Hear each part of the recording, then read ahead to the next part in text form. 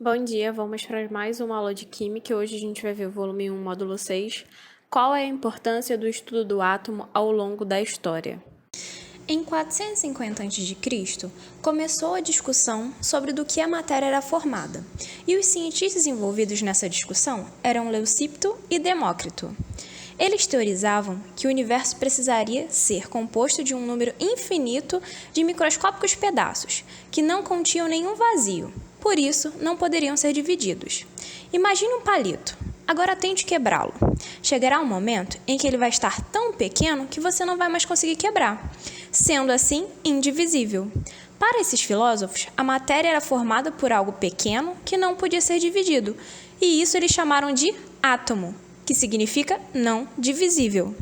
Nessa época, existiam outras teorias, e a mais famosa era que o Aristóteles acreditava que a matéria era formada pelos 4 elementos: terra, fogo, ar e água. Por conta do Aristóteles e outros não acreditarem na teoria do Leucipto e Demócrito, ela acabou ficando de lado, e eles só voltaram a considerá-la novamente depois de quase 2000 anos. Em 1800, Dalton voltou com a ideia da matéria ser constituída por átomos. A partir de experimentos, para ele, o átomo era considerado uma esfera maciça, indivisível e indestrutível, e esse modelo ficou conhecido como bola de bilhar. O Dalton acreditava nos seguintes princípios.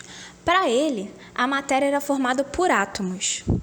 Os átomos de diferentes elementos vão ter propriedades diferentes, já os átomos do mesmo elemento vão ter propriedades iguais. Para ele, os átomos não se alteravam como formavam componentes químicos, além de não poderem ser nem criados e nem destruídos.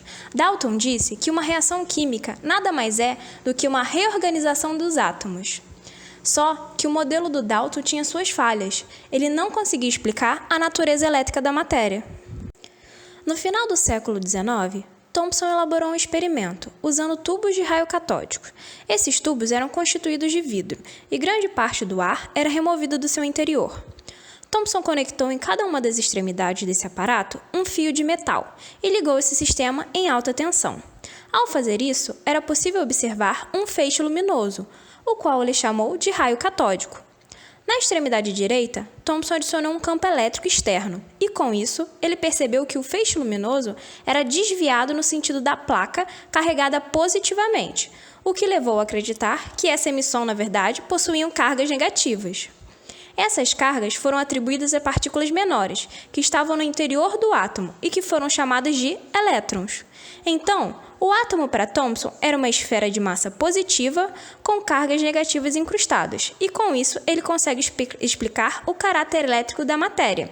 Então, esse modelo de Thomson ficou conhecido como pudim de passas. Só que para a gente, pudim de passas não é tão comum.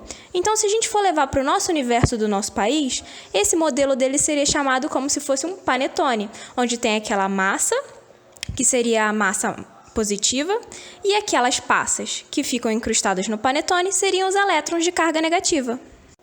Ernest Rutherford propôs um modelo atômico no qual a estrutura do átomo se assemelhava a um sistema solar, indicando que o modelo proposto por Thomson não estava correto. Seu experimento consistiu em usar uma fonte radioativa para criar um feixe de luz direcionado para uma placa muito fina de ouro. Em volta dessa placa, ele colocou alguns detectores que ficavam marcados quando atingidos pelo feixe radioativo. Com esse experimento, Rutherford observou que muitas partículas passavam pela folha de ouro sem sofrer desvio. Algumas eram desviadas e poucas partículas eram rebatidas. Com isso, ele concluiu o seguinte: a maior parte das partículas alfa atravessou a lâmina de ouro sem sofrer desvio. Logo, o átomo não é totalmente maciço, ou seja, parte dela é composta por um grande vazio, o qual foi chamado de eletrosfera. As partículas alfas utilizadas no experimento eram de carga positiva. Como algumas sofreram desvio, significa que estas teriam encontrado, no caminho, algo de carga oposta que as atraiu. Essa atração, de acordo com Rutherford, foi ocasionada pelos elétrons que se encontravam em movimento na eletrosfera. Por fim, para justificar o porquê de poucas partículas terem sido rebatidas, Rutherford afirmou que havia algo maciço no interior do átomo, o qual denominou núcleo. Essa região possuía carga positiva, o que justifica a repulsão sofrida pelas partículas de carga positiva. Com isso, ele concluiu que o átomo é formado por um núcleo central, onde ficam os prótons, que são as cargas positivas, e ao redor tem a eletrosfera, onde ficam os elétrons girando, que apresentam carga negativa. O problema do modelo de Rutherford é que ele não conseguiu explicar duas situações. Primeiro, se dentro do núcleo existem cargas positivas, que são cargas iguais, como é que essas cargas positivas não sofriam repulsão? Como os prótons não sofriam repulsão? Outra coisa que ele não conseguiu explicar é que, se os elétrons ficam girando na eletrosfera ao redor do núcleo, como não chega um momento em que a energia deles acaba e eles acabam colidindo com o núcleo? Então, esse modelo de Rutherford tinha essas duas falhas. Como eu disse no slide anterior, o modelo de Rutherford não conseguia explicar duas situações: o porquê os prótons sofrem repulsão e porquê os elétrons não perdem energia e se chocam com o núcleo. No mesmo século, Chadwick conseguiu provar a existência dos nêutrons. O que são os nêutrons? São partículas que existem dentro do núcleo junto com os prótons, só que de carga neutra. Então, esses nêutrons ficam entre os prótons, criando uma distância entre eles. Sendo assim, eles conseguem diminuir essa repulsão que tem entre os prótons. Agora, para explicar por que a energia dos elétrons não é perdida e eles se chocam com o núcleo, vem outro cientista chamado Bohr. Ele começou a estudar apenas a eletrosfera. O que ele concluiu? Ele concluiu que os elétrons se movem em órbitas bem definidas que apresentam a energia quantizada. Cada elétron só pode ter determinada quantidade de energia, por isso ela é quantizada. E com isso ele concluiu que a eletrosfera é dividida em níveis de energia e cada elétron fica no seu nível. Ele também propôs que quando o átomo recebe energia, entra no seu estado excitado, ele salta para um nível de maior energia, só que ele precisa voltar para o seu estado anterior. Então, para ele voltar para o seu estado anterior, ele tem que liberar essa energia que ele ganhou.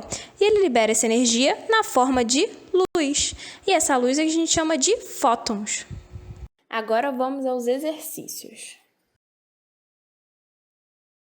Módulo 6, volume 2, página 295, questão 5.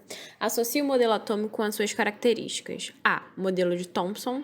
B. Modelo de Dalton. C. Modelo de Rutherford. D. Modelo de Rutherford-Bohr. Então, falou, a eletrosfera é a região do átomo onde se encontram os elétrons que podem estar em qualquer lugar dessa região. Então, quem dividiu o átomo entre a eletrosfera e núcleo foi o Rutherford. Então, ele falou que no núcleo existem os prótons de carga positiva e na eletrosfera os elétrons de carga negativa. Então, nesse caso, seria a letra C. A segunda, os átomos são constituídos de partículas negativas distribuídas em uma massa de carga positiva. Quem falou isso foi o Thomson. Então, aqui seria a letra A. Próximo, os átomos são esferas maciças e indivisíveis. Quem teve essa teoria sobre o átomo foi o Dalton, como a bola de bilhar. Então, seria B. E o último, os elétrons de um átomo podem estar apenas em camadas com energias quantizadas da eletrosfera. Então, quem falou isso foi o Bohr, quando ele estudou apenas a eletrosfera, que foi proposta pelo modelo de Rutherford. Então, por o Bohr só complementar, na verdade, o modelo atômico do Rutherford, o nome dessa teoria seria modelo de Rutherford-Bohr. Então, ficaria C, A, B e D. Questão 15. Trata-se de um modelo no qual os átomos de um mesmo elemento químico possuem propriedades iguais. A união desses átomos na formação de compostos ocorre em proporções numéricas fixas e a reação química destes envolve apenas combinação, separação e rearranjo. Essa descrição refere-se ao modelo atômico de... Então, nesse caso, a gente está se referindo ao modelo de Dalton, tá? Porque ele vai mencionar que os elementos se combinam e as proporções de massas entre essas combinações também. Então, seria um dos postulados de Dalton. Então, a resposta é a letra B. Então, pessoal, por hoje é só, tá? Eu espero que todos tenham uma boa aula, leiam a apostila, não deixem de fazer os exercícios e, em caso de dúvida, entre em contato comigo. Não esqueçam da nossa aula online, tá? Qualquer dúvida é só falar comigo pela aula online.